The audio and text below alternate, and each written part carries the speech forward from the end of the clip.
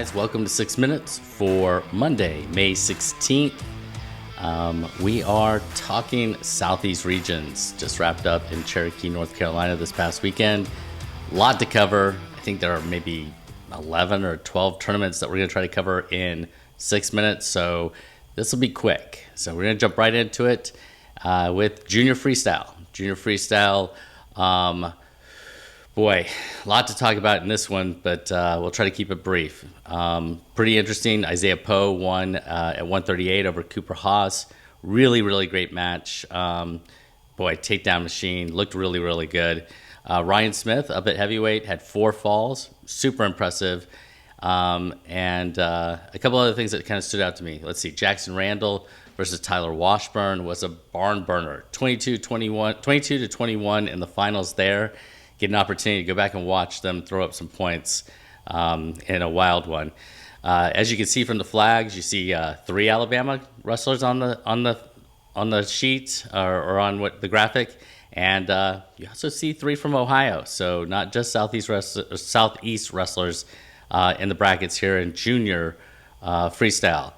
A couple other things looked at was Brendan Abden looked fantastic for Florida. Jeremiah Price beat a whole host of really good North Carolina kids.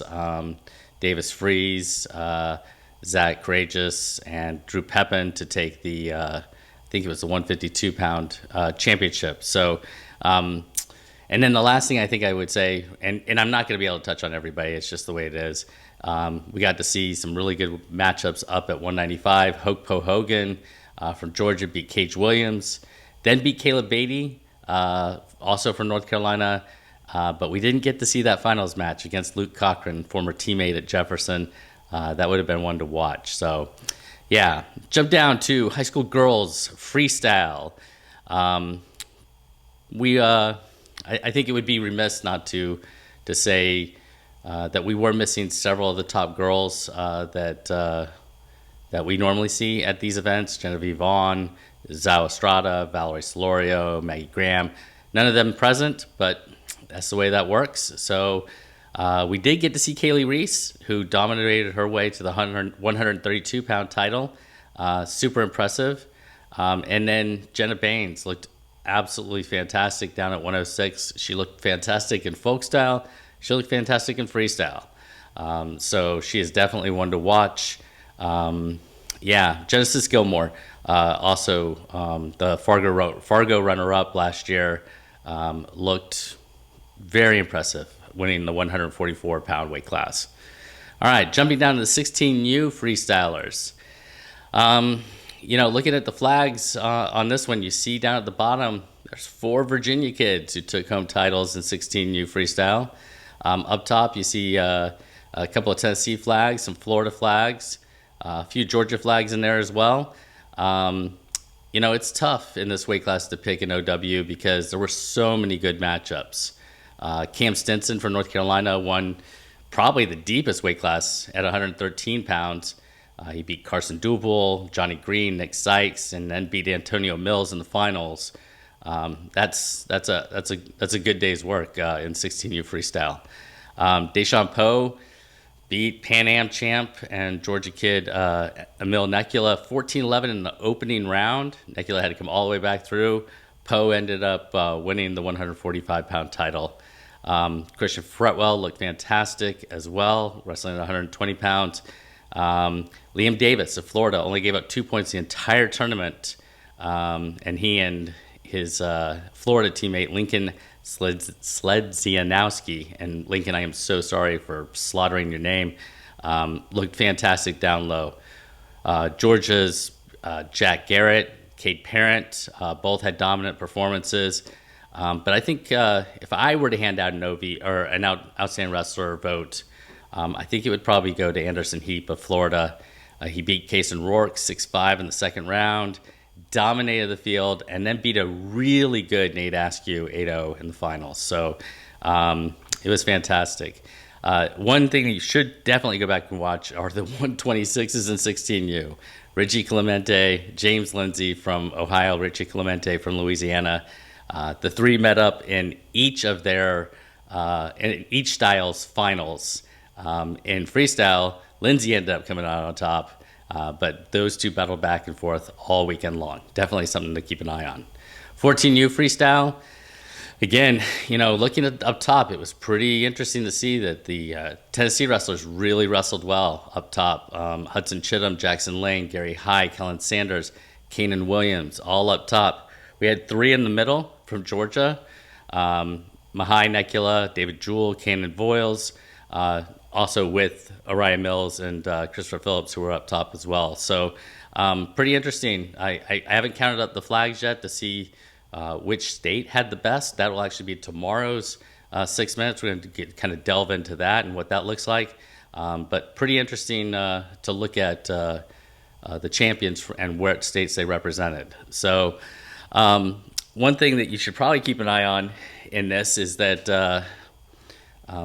Hudson Chittum and Cooper MacArthur from Georgia went back and forth, just like Clemente and Lindsay in 16U.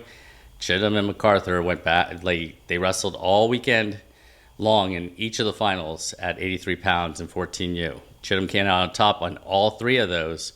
But boy, if you want to watch some good wrestling, that is some good wrestling in the 14U group. So let's jump down to the Greco group and the Greco wrestlers. I was happy to see that Greco didn't trail in terms of registration. It didn't look like, in terms of the brackets, that much from freestyle, which does happen on occasion.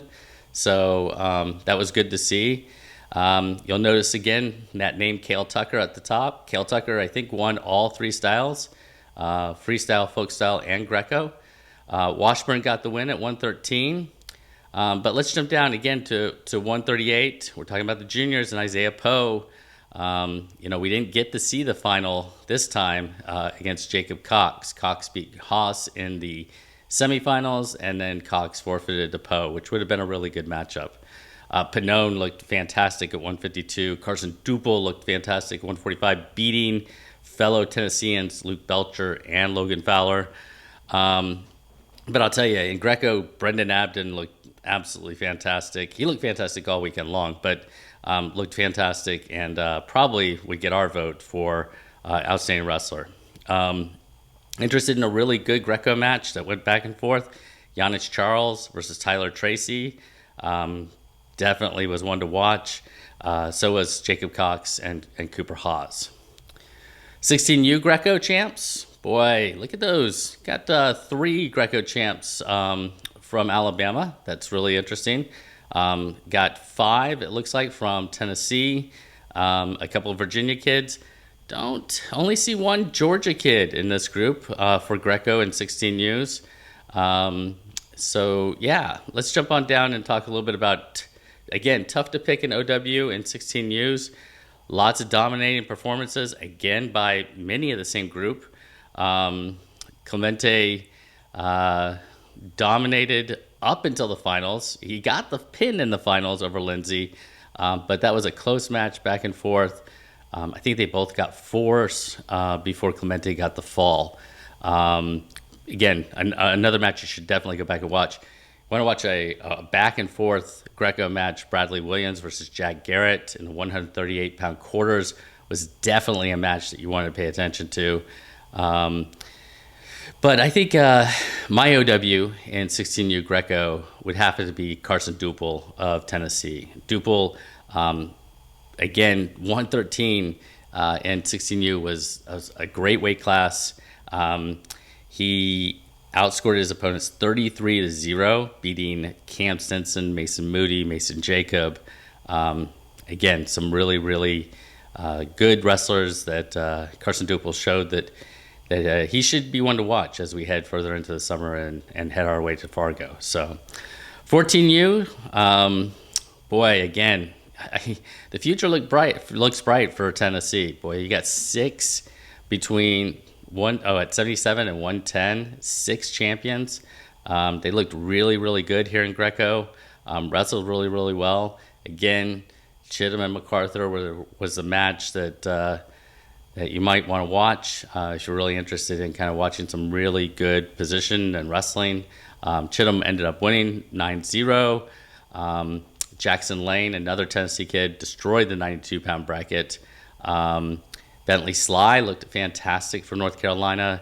But I think, again, you might want to jump way up this time and look at 136 and David Jewell, who had 4 wins, 2 by fall, 2 by 8-0 tech fall, to take the 136-pound title here in 14U. All right, now your folk style champs. Folk style, pretty unusual for me. I think of Southeast regions as being freestyle and Greco. We're going to get to that on Wednesday when we talk about kind of some of the things that were really good about this weekend, some of the things that kind of made my head scratch and I didn't really understand. But that'll be preview for Wednesday's 6 minutes. Cale Tucker, again, 106. But we got to see some really good wrestling. Abden, Cooper Haas, Finley Jameson, Janice Charles, Baglio and Sly from North Carolina both won. But, for me, the one that stood out was probably Teague Strobel from South Carolina, who beat he's two-time state champion Tyler Washburn down at 113. Excellent win, fantastic win, and in taking the 113-pound title. If you're really interested in some back and forth matches, Frank Solorzano and Adrian Bruneau, Noah Todd, Chris Greel, definitely matches to watch that were really interesting. High school girls folk style, again, it's really hard. So this is a really interesting weight class in that out of all the matches, just 4 went to decision. Just 4 of the matches went to a decision. And 3 of those 4 all happened in the same weight class. 152-pound, where Tegan Slauson of Florida took the title with a 7-0 decision and a 5-4 decision. If you vote for someone who kind of ground out, was able to grind out for the OW, it would be Slauson. If you're looking for somebody who had a dominant performance, because there were so many pins, you could go with lots of different people. But again, Jenna Baines had 3 falls and didn't give up a point. So looked fantastic. 16U folk style champs. Stinson again won the deepest weight at 113. Tyler Watt looked really, really good on his way to the 106-pound title. Jay Eversole had 3 falls to take the 152-pound title. But, Bradley Williams of Alabama actually had 4 falls to take the 138-pound title. Really, really good. Again, you want to watch some really good matches. You might watch William Phillips versus Wallace Blue, and that James Lindsay versus Richie Clemente 126-pound final that Clemente won here in folk style. 14U finished things off. Again, we see some Tennessee flags there at the top. Chittum MacArthur, boy, I've said that too many times. Bentley Sly was on fire. He had 3 falls on his way to the 119-pound title. Jackson Lane had 3 falls, and each of them under a minute. And that was super impressive to watch Jackson Lane take the 92-pound title. Great matches to watch. Dominic Cordero, RJ Phelan, Jack Hardy versus Devin Hall. Really, really good matches. In all, the Southeast regions had some really great matches this weekend. I watched almost every single one of them on track wrestling. Some really, really good back and forth battles, so on and so forth. I believe Carolina Takedown Talk took some video. They'll probably have some video up on their Instagram and Twitter pages and things along those lines. Hope you guys enjoyed the recap of Southeast regions. Tomorrow we'll break down the teams of states and talk a little bit about who it looked like from a state perspective had the best weekend over everyone else. Hope you guys have a great day. Take care.